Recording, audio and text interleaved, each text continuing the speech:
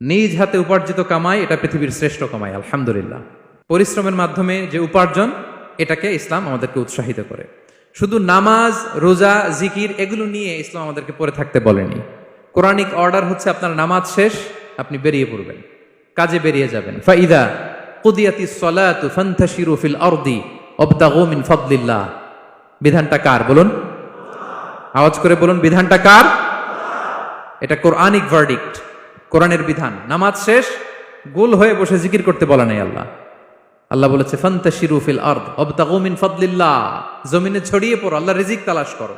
নামাজ শেষ, বেরিয়ে যাবেন। কৃষক চলে যাবে মাঠে, শ্রমজীবী চলে যাবে ফ্যাক্টরিতে, শিক্ষকরা চলে যাবে তাদের শিক্ষা প্রতিষ্ঠানে, কর্পোরেট ওয়ার্ল্ডের লোকেরা চলে যাবে তাদের প্রতিষ্ঠানে। ডেভেলপমেন্ট করতে হবে, সিভিলাইজেশন করতে হবে।